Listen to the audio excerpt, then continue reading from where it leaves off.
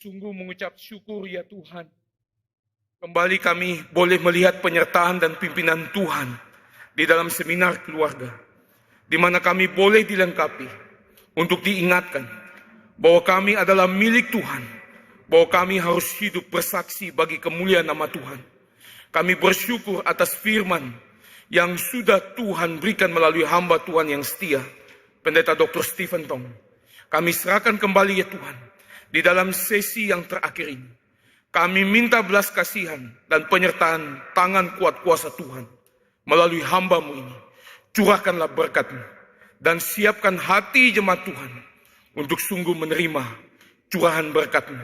Terima kasih ya Tuhan atas waktu dan kesempatan yang begitu indah, yang begitu berharga di dalam keluarga, di dalam hidup dan kesaksian kami sebagai umat pilihan Tuhan.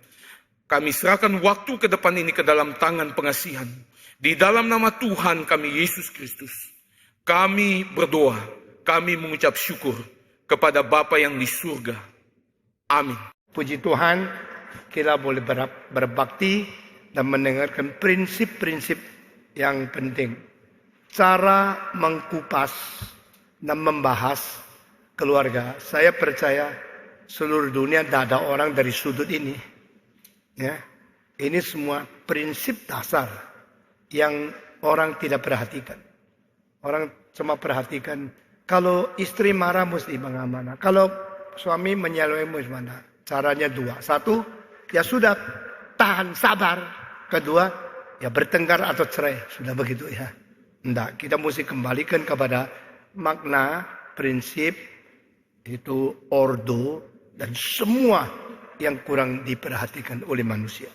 Nah saudara-saudara, tadi saya sudah menuju kepada waktu setan merusak seluruh pekerjaan Allah.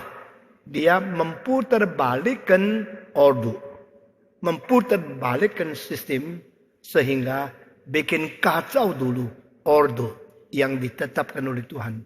Lalu semua akan dengan sendirinya kacau, dakar karuan.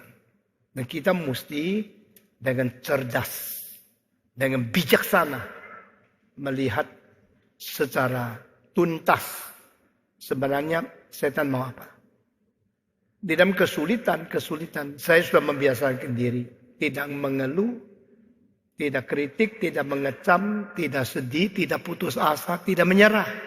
Di dalam kesulitan saya putar ke atas. Tuhan, apa maumu? Kasih tahu saya supaya saya kerjakan. Bagaimana sulit? Tidak peduli, kerjakan. Tidak boleh menyerah sebelum perang. Semua, 1, 2, 3. Tidak boleh lemes sebelum menghadapi musuh. Belum menghadap musuh sudah lemes. Belum perang sudah nyerah. Itu bukan orang Kristen. Itu bukan seorang jantan. Orang Kristen adalah sampai mati tidak menyerah. Harus potong kepala, tetap pertahankan. Harus mengalir darah, juga tidak berkompromi. Itu iman Kristen. Karena di Alkitab sudah menyatakan kepada kita. Demikianlah Yesaya. Yesaya matinya bagaimana, tahu nggak? Orang Kristen tahu tidak Nabi Yesaya matinya gimana? Yang tahu angkat tangan juga. Nih loh, Kristen Indonesia kayak gini. Kamu ke gereja mintanya sembuh, kaya. Ya kayak gini. Masa di gedung ini saya tanya pun tidak ada orang berani angkat tangan. Yesaya mati bagaimana, tahu nggak? Dipotong jadi 2. Petrus matinya gimana? Disalib dan dia minta dibalikkan. Paulus matinya bagaimana? Dipenggal kepalanya. Yohanes dipenggal kepalanya. Sekarang Kristen abad 20 sampai 21. Kalau percaya Tuhan bisa makmur, bisa kaya, bisa subur. Itu semua omong kosong dari setan. Tidak salah jadi kaya. Kalau Tuhan masih kasih engkau 100 miliar, 1 triliun, tidak ada salah. Tapi kalau engkau minta mesti kaya, supaya menjadi orang Kristen menunjukkan engkau kaya. Itu motivasi tidak benar. Abraham kaya. Daud kaya, Solomon kaya. Tapi waktu Solomon dikasih, "You mau apa?" Dia minta bijaksana, bukan minta kaya. Akhirnya bijaksana dikasih, kekayaan juga dimiliki. Tidak ada salah kok menjadi kaya. Tapi motivasi harus beres. Motivasi harus bersih. Orang motivasinya bersih. Jiwanya beres. Murni untuk Tuhan. Tidak mungkin dibuang oleh Tuhan. Amin. Itu khotbah mengatakan, kasihlah 1 juta, nanti Tuhan kembalikan 10 juta. Itu menangkap ikan. Memancing dengan umpan. Lalu Tuhan jadi ikan yang goblok begitu. Orang gendeng itu. Perpuluhan adalah apa yang Tuhan berikan kembali ke milik dia kepada dia. Kalau you ambil, you pencuri Tuhan. Mencuri punya Tuhan jauh besar dosanya daripada mencuri orang punya. Ya, jadi banyak orang Kristen itu tidak mengerti Alkitab dengan sungguh-sungguh. Penjelasan Alkitab, pentafsiran Alkitab harus diadakan. Mari kita berdoa. Bapa di surga, berkatilah session yang terakhir ini. Meskipun banyak hal yang kami belum sempat membicarakan, tapi kami ingin semua prinsip Alkitab yang penting boleh kami ngerti dan terapkan dalam hidup kami masing-masing. Dengar doa kami. Dalam nama Yesus Kristus, penebus dan juru selamat kami yang hidup. Amin. Ya. Kalau jatuh cinta, itu akhirnya mungkin cinta jatuh. Lalu broken hearted. Kalau sudah patah hati, jangan gila. Tapi lagi. Ya. Kalau jatuh cinta, akhirnya cinta jatuh. Sudah patah hati, jangan gila. Tapi lagi. 1, 2, 3. Kalau jatuh cinta, akhirnya cinta jatuh. Sesudah broken hearted, jangan gila, tapi lagi. Never give up. Ya. Kalau ada orang yang kau cinta sekali sama dia. Dia bilang, aku tidak mau. Ya sudah, anggaplah dia kurang baik. Nanti Tuhan sediakan lebih baik, baru kapok lu. Banyak perempuan sekarang ya. Kalau yang datang melamar itu naik sepeda. Ya dia bilang, nyalah kamu. Tapi kalau yang datang lamar naik Mercy. Ya Tuhan, syukur kehendakmu jadi. Aku sudah tunggu lama bukan? Nah, ini dipengaruhi oleh teologi yang makmur. Teologi yang sukses. Yesus datang dunia tidak pilih yang makmur, yang enak. Lahirnya di tempat binatang. Matinya di atas kayu salib. Ya, jadi jangan tergoda oleh pendeta-pendeta yang palsu. Khotbah-khotbah yang salah. Dan nabi-nabi yang menyelewengkan iman. Prinsip Alkitab terus dipegang. Kalau engkau seumur hidup terus pegang prinsip. Engkau tidak mungkin geser. Tetapi bagaimana tahu prinsip itu? You harus dengar khotbah yang benar. Harus mencari seminar-seminar yang bermutu. Sehingga engkau tidak digeser. Karena sedikit geser. Akhirnya akibatnya jauh sekali. Di pegunungan. Itu Colorado. Ada satu atap. Dari rumah yang sederhana sekali. Tapi atapnya ini, kalau hujan tetes ini turun ke sini, dia akhirnya ke Colorado River. Kalau turun ke situ, pergi ke Mississippi River. Jadi atapnya sama, rumahnya sama. Hujan turun sini, akhirnya pergi ke Gulf of Mexico. Yang turun ke sini, pergi ke lautan yang lain. Jadi, atap itu menjadi pemisah arah. Orang kalau dari permulaan sedikit salah, akhirnya makin lama makin menyeleweng. Akibatnya adalah jauhnya jadi dua benua, dua lautan yang berbeda sekali. Iman juga begitu. Yuk kalau dengar salah, teologi salah, pendeta salah, gereja salah, ya sudah. Besok tidak bisa dikembalikan. Apalagi anak-anakmu ya.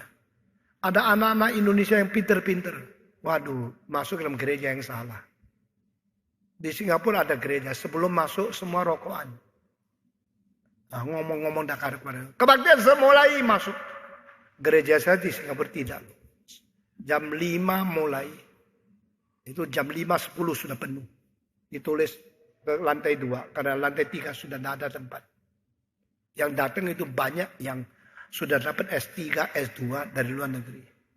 Dan mereka betul-betul dengan ibadah, dengan hati-hati mau dengar firman Tuhan. Dan kalau saya undang profesor dari luar negeri, memberikan satu ceramah di situ. Selalu berisa sama, you student are very intelligent. They are very good young people. Ini membuktikan anak muda harus dididik dengan baik. Jangan sampai mereka menyerah. Saya akan meneruskan sesi yang ketiga. Setelah itu baru ada khotbah sesi keempat. Ternyata waktu masih tidak cukup untuk apa yang kita tetapkan sampai jam 4. Mari kita membaca bersama-sama Kejadian pasal yang ketiga. Kejadian pasal yang ketiga. Dari ayat 15. Aku akan mengadakan permusuhan antara engkau dan perempuan ini. Antara keturunanmu dan keturunannya. Keturunannya akan meremukkan kepalamu dan engkau akan meremukkan tumitnya. Firman-Nya kepada perempuan itu. Susah payahmu waktu mengandung akan kubuat sangat banyak. Dengan kesakitan engkau akan melahirkan anakmu. Namun engkau akan birahi kepada suamimu dan ia akan berkuasa atasmu. Lalu firman-Nya kepada manusia itu. Karena engkau mendengarkan perkataan istrimu dan memakan dari buah pohon yang telah kuperintahkan kepadamu, jangan makan daripadanya. Maka terkutuklah tanah karena engkau, dengan bersusah payah engkau akan mencari rezekimu dari tanah seumur hidupmu. Semak duri dan rumput duri yang akan dihasilkan bagimu, dan tumbuh-tumbuhan di padang akan menjadi makananmu. Dan berpeluh engkau akan mencari makananmu sampai engkau kembali lagi menjadi tanah. Karena dari situlah engkau diambil. Sebab engkau debu dan engkau akan kembali menjadinya. Oke, saudara-saudara, kita membaca dari pasal keempat dan membaca ayat yang ke-6 dan 7. Pasal 4 ayat ke-6 dan ayat yang ke-7. Firman Tuhan kepada Kain, mengapa hatimu panas dan mukamu muram? Apakah mukamu tidak akan berseri jika engkau berbuat baik? Tetapi jika engkau tidak berbuat baik, dosa sudah mengintip di depan pintu. Ia sangat menggoda engkau. Tetapi engkau harus berkuasa atasnya. Nah, ini adalah kalimat sesudah manusia berdosa dari Tuhan kepada Hawa dan kepada Kain. Nah, saudara-saudara, dua kalimat ini ada miripnya. Ya, di dalam pasal ketiga Tuhan berkata kepada Hawa, engkau akan membirahi suamimu dan dia akan menguasai engkau. Di dalam pasal keempat Tuhan berkata kepada Kain bahwa engkau harus menguasai daripada dosa itu. Kalau tidak, dia akan mengintip kamu. Di dalam terjemahan lain, dosa akan merayap di ambang pintumu dan engkau harus mengalahkan dia. Nah, ini apa artinya? Sebenarnya di dalam setelah manusia berdosa, ordo sudah rusak, maka menjadi banyak hal di dalam emosi dan di dalam pengertian kebenaran manusia mengalami kekacauan besar sekali. Tuhan berkata kepada istri, kesusahan melahirkan anak akan ku tambah banyak kepadamu. Dan engkau akan membirahi terhadap suamimu. Berarti istri akan hidup di dalam cemburu, di dalam keinginan dicintai, dan di dalam keadaan banyak hal yang sulit dicapai. Karena birahi itu begitu besar, dan dia akan menguasai kamu. Ini adalah sesuatu hukuman sebagai nubuat dari Tuhan Allah. Nah, saudara-saudara sekalian, mengapa banyak keluarga itu hancur? Karena kecemburuan seorang wanita yang akan merebut dan memiliki suami dengan paksa terlalu besar. Dan suami makin bertengkar dan makin tidak beres istrinya. Dia akan akhirnya mengalahkan. Dia akan menyatakan kemenangan melalui paksaan. Nah, ini menjadi kecelakaan keluarga. Saudara-saudara, keluarga yang seharusnya harmonis, mencintai, seperti pertama hari pernikahan, itu bagaimana bisa diteruskan seumur hidup. Banyak orang pernikahan menjadi mulai pasang lampu merah karena sudah tidak lagi takut kepada Tuhan. Jadi setiap pria, saya harap membiasakan diri, memaksa diri, dan membatas diri di dalam lingkaran I am always fear my God. Selalu takut kepada Tuhan. Saudara-saudara, semua suara rayuan dan keadaan penggodaan kecantikan wanita harus engkau tolak. Karena jika engkau tidak membiasakan diri, keep yourself in the fear of the Lord, you akan sangat gampang jebol. Manusia itu mencintai seseorang. Karena apa? Pertama-tama cuma lihat, ketarik, pikir, tidak bisa lupa, mau dekat, sudah mau dekat, ingin dekat lagi. Akhirnya mulai dari mata ke tangan, dari tangan ke tubuh, pelan-pelan jebol. Nah, kalau pertama kali engkau cinta seseorang, akhirnya jebol sebelum nikah, itu sudah berdosa. Tetapi dosa itu masih bisa dimengerti kalau engkau bertanggung jawab untuk menikahi dia. Jadi itu bukan sesuatu dosa yang berat luar biasa. Tetapi Tuhan tidak senang. Tuhan tidak senang ada pencemaran sebelum pernikahan. Tapi kalau sudah jadi, engkau harus menikahi dia. Ini dalam perjanjian lama dan perjanjian baru ajarannya sama. Ada orang yang tidak bisa tahan karena melihat perempuan yang cantik, lalu dia merasa sudah matang seksnya, butuh. Lalu dia tidak tunggu waktu. Itu menanti sampai waktunya Tuhan sampai. Itu perlu bayar harga. Dan itu perlu memaksa diri untuk tahan nafsu. Itu tahan nafsu adalah cara untuk membuktikan engkau matang di dalam mengkontrol diri.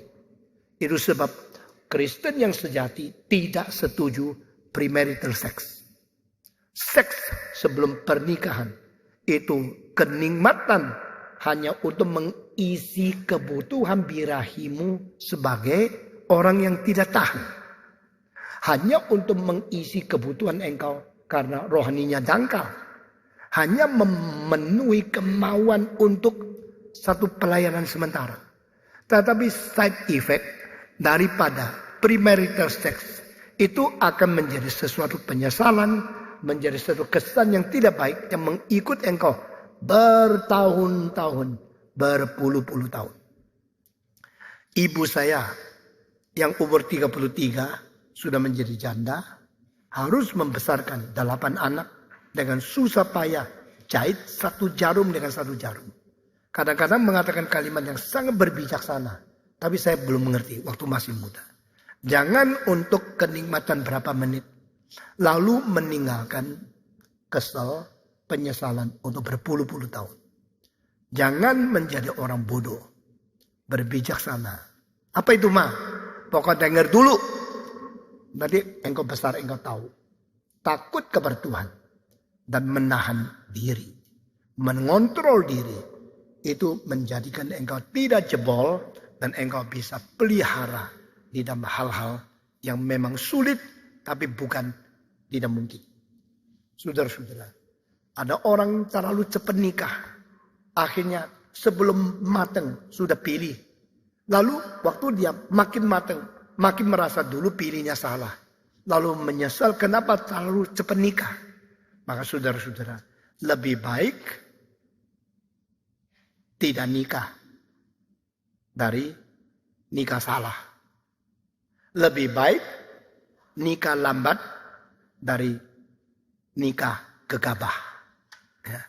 Dan di dalam hal ini melatih diri, tahan nafsu. Ini penting sekali. Sebelum nikah, buka mata sebesar mungkin, tangan jangan bergerak. Semua 1, 2, 3. Sebelum nikah, buka mata sebesar mungkin, tangan jangan bergerak. Setelah nikah, tutup mata, mulut jangan cerewet. Semua 1, 2, 3. Sesudah nikah, tutup mata, mulut jangan cerewet. Kalau sudah nikah masih matanya ngelencer sini, ngelencer situ, itu kecelakaan datang. Daud karena melihat seorang wanita, saya percaya sengaja telanjang di tempat terbuka. Masih rumahnya ada tembok, tapi langit tidak ditembokin. Maka Daud melihat dia, suaminya tidak ada. Daud tertarik, lalu mulai mikir. Sudah mikir, kirim orang, menyatakan perhatian. Akhirnya undang dia ke rumah, lalu undang dia ke ranjang. Akhirnya jebol. Saudara-saudara, semua penjebolan itu daripada tidak takut kepada Tuhan. Lupa akan kehormatan pernikahan sebagai keluarga. Keluarga adalah unit dasar pembentukan dari gereja. Keluarga adalah unit dasar pembentukan masyarakat. Keluarga kalau semua jebol, negara itu sudah hampir hancur. Sistem kekeluargaan kalau dihina oleh satu hukum atau satu masyarakat, hari depan masyarakat itu sudah menjadi suram. Kalimat terakhir saya dengar daripada Rick Warren. Sekarang di Indonesia banyak orang sembah sujud Rick Warren seperti nabi baru, rasul yang agung, yang membuat gereja bertumbuh. Dah beres. Rick Warren mengatakan satu kalimat, aku menyesal kenapa dulu aku tidak setuju homoseks. Kalau kalimat itu sudah keluar dari seorang hamba Tuhan yang skalanya boleh menarik begitu banyak pendengar, Amerika sudah tidak ada harapan. Saya pernah mengatakan kalau Obama yang dipilih, maka the common grace of God sedang di-withdraw dari Tuhan Allah. Sekarang Rick Warren mengatakan kalimat itu, berarti negara itu mulai dibuang oleh Tuhan. Tuhan tidak mau kita mempermainkan seks, menjual murah nilai keluarga. Jadi gereja atau komunitas pemerintah yang akan betul-betul mempertahankan nilai keluarga tradisional yang mungkin dianggap terlalu kolot, tetapi sesuai dengan prinsip Alkitab, itu akan tahan lama. Singapura termasuk salah satu negara yang paling diberkati oleh Tuhan secara common grace, bukan secara saving grace. Tetapi Singapura jebol di dalam perjudian. Setelah melihat banyak uang yang disedot ke Kuala Lumpur, akhirnya disedot lagi ke Macau. Kenapa kita membiarkan uang itu ke sana dan kita tidak bisa memakai kesempatan mendapat ke mereka? Maka Singapura melanggar sistem nilai yang dipelihara sejak tahun 65. Ya, Lee Kuan Yew tidak ada tempat perjudian di Singapura. Sekarang sudah sedang membuat tempat perjudian yang salah satu yang terbesar di dunia. Dan salah satu terbesar di Asia Tenggara. Karena apa? Alasannya terlalu dangkal, terlalu lucu. Boleh menciptakan ruang kerja 2.700. Berarti demi ada orang boleh dapat pekerjaan, maka boleh sedot uang dari luar negeri. Itu menjadi alasan untuk melonggarkan prinsip nilai. Satu negara yang tidak lagi memelihara nilai tradisional yang kuat, meskipun bukan Kristen, itu mulai menuju kepada kehancuran. Jikalau negara di dalam uang jebol, di dalam seks jebol, negara itu sudah tidak lama akan dibuang oleh Tuhan. Maka seorang filosof namanya Mencius, sejaman dengan Aristotle, tempatnya ada di Tiongkok, disebut sebagai the second sages, second holiest man in Chinese civilization. Orang suci kedua di dalam sejarah kebudayaan Tiongkok. Dia mengatakan, 国之将兴，必见真相。国之将亡，必见妖孽. Maksudnya, jikalau satu negara akan dibangunkan, kelihatanlah banyak gejala yang baik. Tapi kalau satu negara akan hancur, bisa dilihat banyak orang anehnya yang remeh itu muncul. Pada waktu homoseks, lesbian, perjudian itu makin membanyak, membuktikan negara itu sudah diambang pintu daripada kerusakan. Amerika tidak pernah mengalami kesulitan seperti hari ini. Ya, Amerika tidak pernah mengalami kemiskinan secara moral dan secara kebangkrutan daripada industri seperti hari ini. Karena apa? Selama berpuluh-puluh tahun ini banyak hal yang makin loose, makin longgar, makin jauh daripada nilai tradisional yang diterima daripada konsep wahyu Tuhan. Sehingga bagaimana hidup suci, hidup saleh, hidup berdoa, hidup beriman, hidup ketat di dalam doktrin. Kalau sudah lepas, iman kalau sudah mundur, moral ikut mundur. Moral kalau mundur, etos kerja ikut mundur. Etos kerja ikut mundur, pasti standar daripada kelakuan-kelakuan yang lain ikut mundur. Lalu seks mulai merambat, mulai menjalar. Sesudah itu keuangan tidak lagi dikontrol dengan baik. Masyarakat mulai jebol. Dan keluarga-keluarga yang menjadi tempat penjebolan itu terjadi karena merusak ordo dari Tuhan. Itu menjadi tanda bahaya negara akan hancur. Jangan main-main. Ini ada dalilnya. Sebenarnya itu presiden pertama dari Amerika, George Washington, pernah mimpi. Dan katanya, saya tidak terima ini karena teori reform tidak menerima prinsip ini. Dia mendapat wahyu khusus dari Tuhan. Saya tidak terima itu sah. Tapi ini sangat lucu sehingga kita boleh bicara ya tentang peristiwa yang terjadi. Dia mengatakan di dalam mimpi itu Tuhan mengwahyukan kepada dia. George, the nation you are raising up will one day become the strongest in the world history. But I should tell you, one day after that, suddenly your country will disappear and forever. Dia takut sekali. Dia setelah dia mimpi mendengarkan satu kalimat seperti wahyu dari Allah. Dia catat lalu dia simpan. Waktu dia tua dia kasih tahu sama beberapa kawan yang akrab. Kalimat dari Tuhan katanya dia. Begini. George Washington, negara yang kau akan bangkitkan dengan sendirinya akan menjadi negara paling kuat di dalam sejarah manusia. Di dalam sejarah dunia, tidak ada negara lebih kuat dari negara yang kau akan bangkitkan. Tetapi, di dalam satu hari akan datang, negaramu akan mendadak hilang. Tidak lagi penting di dalam sejarah. Dia khawatir luar biasa. Apa ini benar? Di dalam 250 tahun, Amerika didirikan 1774. Sampai sekarang, belum 250 tahun kan. Di dalam 2 abad setengah kurang ini, kita melihat mereka meningkat khususnya abad 19, mulai dari 1950 sampai 2000 persis, abad 21 mulai. Amerika telah mengganti Inggris menjadi negara yang paling kaya, paling kuat di dalam ekonomi, militer, dan politik.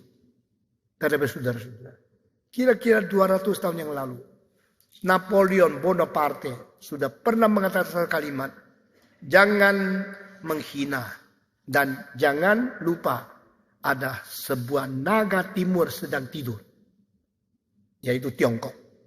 Waktu naga itu selesai tidur dan bangun, dia akan mengacaukan dunia. Artinya sekarang Cina begitu lemah, begitu tertidur. Tetapi tidak selamanya. Waktu dia bangun, dia akan mengacaukan dunia. Kapan bangunnya? Tidak ada orang percaya. Tahun 1949. 4 tahun setelah bom ledak di Hiroshima, bom atom, dan Nagasaki.